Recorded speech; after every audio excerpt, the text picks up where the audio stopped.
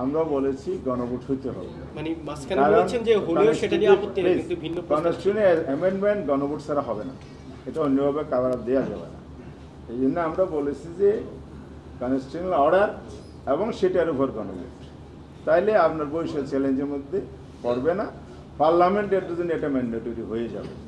BNP আবার নতুন করে বলছে আজকে পরে আর একটা গণভোট, আমার মনে হয় এটাও আদৌ প্রয়োজন আছে কিনা, এটাও আলোচনার বিষয় আছে। না, সাংবাদিক বন্ধুদের তো জানার কথা, আমরা কিন্তু গত লাস্ট যে ব্রিফিং এখানে হয়েছে সেইখানেই কিন্তু আমরা এই গণভোটের কথা বলেছি আর কি, কাজে এটা নতুন কথা না আমাদের পুরনো কথাই। এখন তো তাহলে সব একমত হয়ে গেল, পার্থক্য হলো বিএনপি চাই ফেব্রুয়ারিতে, আপনারা চাই তার আগে, মানে একই দিন নির্বাচনের দিন বিএনপি চাই, আপনারা চাচ্ছেন তার আগে। থাকবে না।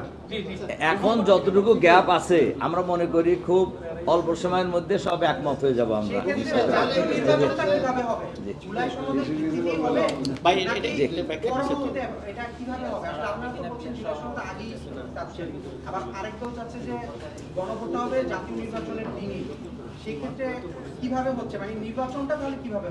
না, আমরা তো আমাদের বক্তব্য রেখেছি, আলোচনা আছে চলমান, আর ঐক্যমত কমিশনের নেতৃত্বে যারা আছেন তারা আমাদের বক্তব্য শুনছেন, ওনারাও তো একটা মত দিবেন, একটু ওয়েট করেন, ধৈর্য ধরি আমরা সবাই।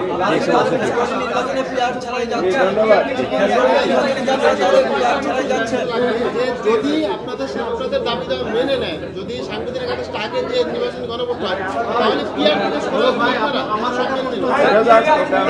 এটা শোনেন, এই ব্যাপারে যথাসময়ে জানতে পারবেন, ঠিক আছে?